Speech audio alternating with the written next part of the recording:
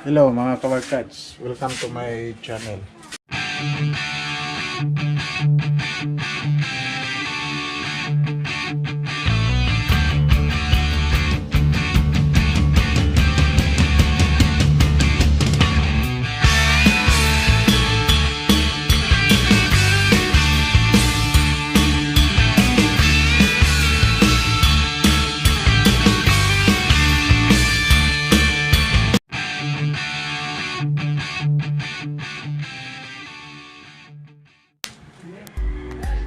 Ang gagawin natin ngayong araw na ito is tutorial natin kung paano magkabit ng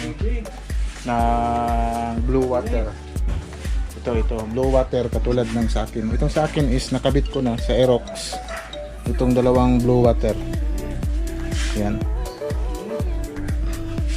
Ang tutorial natin is paano natin ikabit itong blue water.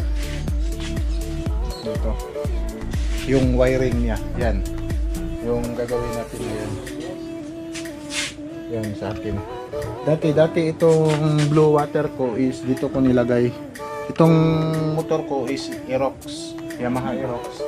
Dito ko nilagay kasi yung maraming mga motor dito din nilagay sa shop. Ang kuan na LTO is kasi bawal ito eh. Dito ilalagay mo. I-mount mo yung kuan dito sa port mo ng motor mo, dito ilalagay. Ngayon bali nilagay ko na dito sa ibabaw. Nagkuhan ako ng bracket ito na bracket nilagay kasi may butas kasi ito dito eh. Yan ang kinanan ko, yan kinabit ko dito itong switch kasi itong blue water mga kabarkets hindi ito bawal kasi yung kuhan natin is at least 2 auxiliary lights na malagay mo itong blue water, tapos baba ng headlight yan, ang rolls nito, tapos magawa ka ng separate na switch. Yan, dapat yung switch nito is hindi nakasabay dito sa headlight. Yan, dapat hindi siya umaalog. Yan, hindi siya umaalog kasi hindi ito bawal. Kasi marami dito is nagtatanong na bawal daw ito kabit. At least pwede ka maglagay ng dalawang auxiliary lights, tapos yung tulad dito ng blue water, dapat yung lights mo ay hindi exceed ng 6 na yung light niya dito sa yung lead light niya, dapat hindi ka mag-excess, dapat 6 lang. Katulad dito, yan o, 1, 2, 3, 4, 5, 6 yan. 6 lang dapat yung ilaw niya dito sa ilalim, yung mga mata niya, hindi na mag-excess yan. Kapag mag-excess yan, nag-violate ka na, dadakpin ka na ng mga enforcers niya. Yan ang kuha natin dito sa auxiliary lights as yung balaod ng mga enforcers at sa LTO. Ang gagawin natin ngayon, hindi yun ang kuha natin. Yung gagawin natin ito is paano ikabit itong auxiliary lights na kayo lang ang magkabit. Kasi marami dito ang nagtatanong is marami yung maggawa nito.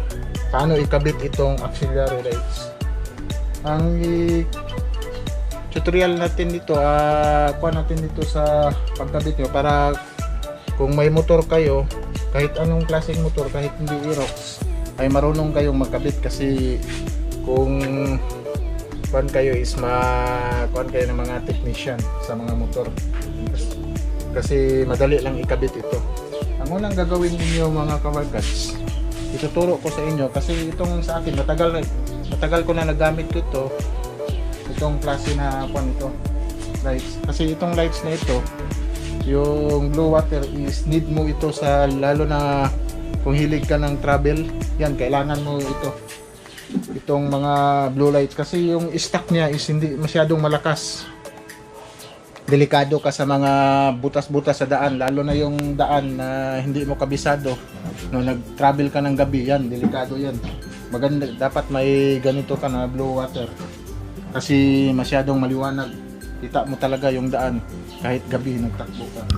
Yan, ang unang gagawin mo dito para magkabit mo, para ikaw nang magkabit, lalo na kung wala kang budget na para pang kuan, bili ka lang ng ganito. Kasi itong sa akin, nabili ko lang ito ng 550 yata yung isa. Mura lang itong klase, pero maganda hanggang ngayon, maganda man. Itong dalawa, mga 1,000 plus, mga 1,1 yata nabili ko nito, itong dalawa. Tapos, ito yung gagawin mo is itong dalawang blow water at isang switch. Yan, ito yung switch na ginawa ko. Binili ko. Matagal na rin ito. Okay man siya gamitin. Mura lang ito. Mga 65 pesos lang ito. Pero kung may hollow switch ka, mas maganda yon. Yung iba nito is nagagamit ng relay. Kasi ang switch na ginagamit, kung magamit ka ng relay, dapat yung switch mo hindi maliit lang yung wire, hindi pwede. Dapat magamit ka ng relay. Pero yung switch mo na katulad nito na malaki yung wire, pwede ka nang walang relay. Ang ginagawa sa iba nito is gumawa ng ganito na isa, nagda-direct sila dito sa battery. Ito yung battery niya.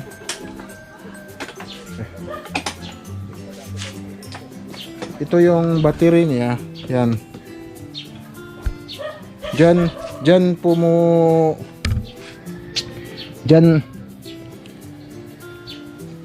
Diyan naglalagay ng wire.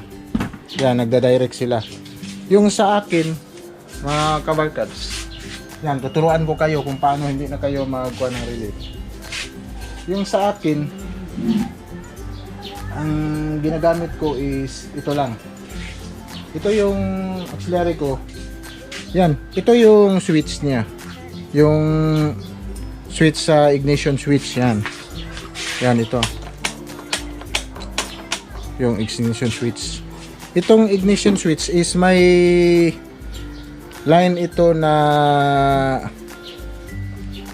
positive line, 'di ba? Yung positive line. Kasi para ma-off natin lahat 'yon. Kasi ang body ground is ang negative, yung black. 'Yon. Dito tayo kukuha kasi yung wire nito is malaki. Yung switch nito, hindi lang Aerox or mga ibang motor siguro. Dito tayo kumukuha ng isang linya. Bakit? Kasi kung dito tayo sa battery, yan, kumukuha ng source, sagaran, yung minsan ay kahit naka-off itong switch mo, yan, naka-off, pag on dito is ilaw pa rin yung blow water lights mo kasi naka-direct ka sa battery. Yan ang minsan. Kung paano nag-park ka, iniwanan mo yung motor, may gumalaw dito. Yan ang problema. Marami akong nakuha na ganyan na motor na pagkagawa. Yan problema, naka-on. Ubos yung battery mo. Ang gagawin mo is, yan ang gagawin mo ha. Guys, yung gagawin mo, yan. Dito ka kukuha ng line. Dito sa switch na ito. Kasi itong switch na ito is may dalawang line ito. Kita nyo? Yan. Yung brown, yan o, may brown. Yan, nakita nyo ba? Yung brown, yan. Yan. Itong isa, yun isa brown. Yung isa red at saka brown. Yung brown is galing yan doon sa battery, doon sa source doon. At itong red, yan ang out.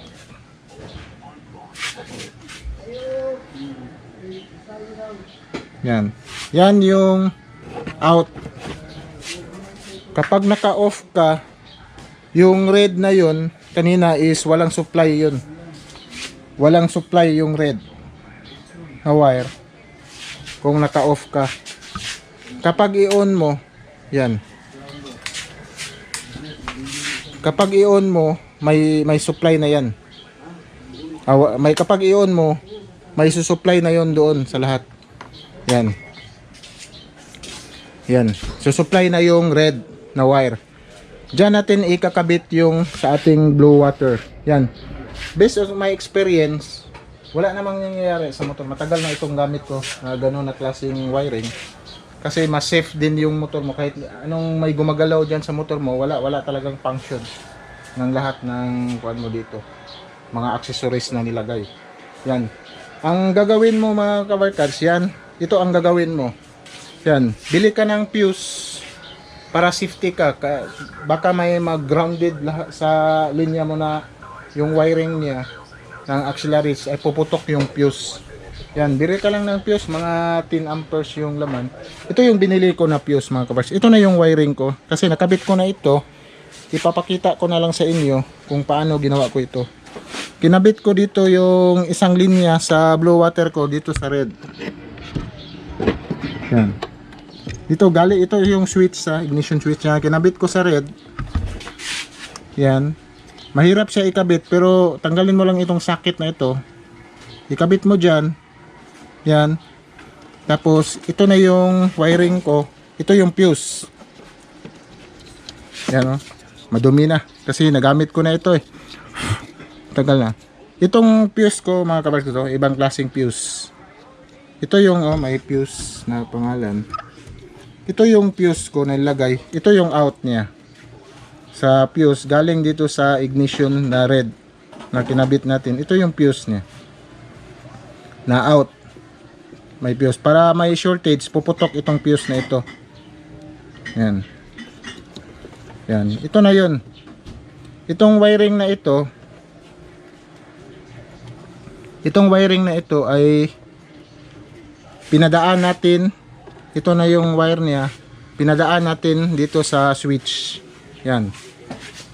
Yung ginawa natin, pinadaan natin sa switch. Yan. Ito na yung out niya.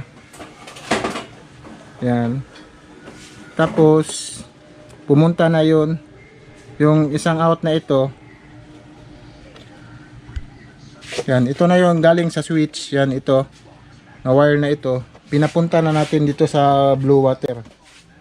Ito sa blue water natin. Tapos yung isang linya, kasi may positive line na tayo dito. Yung isa is, kasi ang body ground nito is negative, maghahanap tayo ng ground na kwan. Huwag kayong kumabit dito sa mga wiring na may ground na, kasi maliliit yun. Gumawa kayo ng sariling ground. Yan, ito yung kinabitan ko mga kabarkads. Ito yung ginawa kong ground ito.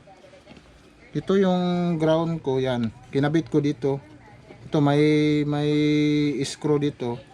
Yan, kinabit ko dito yung ground. Yan. Ito yung ground niya sa blue water. Yan. Ito na yung papunta dito sa ating blue water. Yung ground niya. Yan. Yan, ganun lang mga kabarkads na maggawa kayo. Idaan nyo sa ignition switch para pag off ng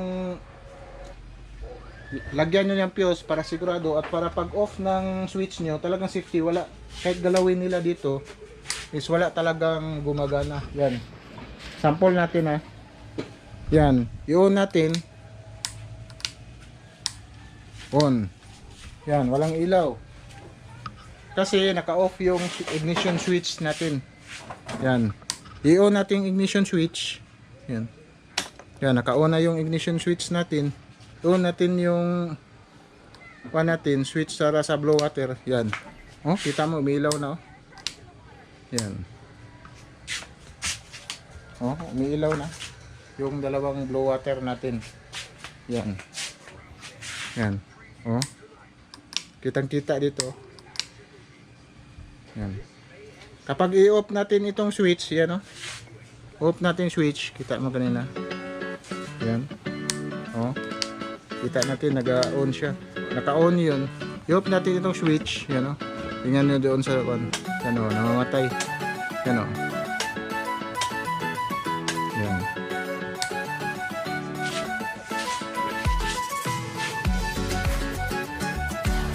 Yan.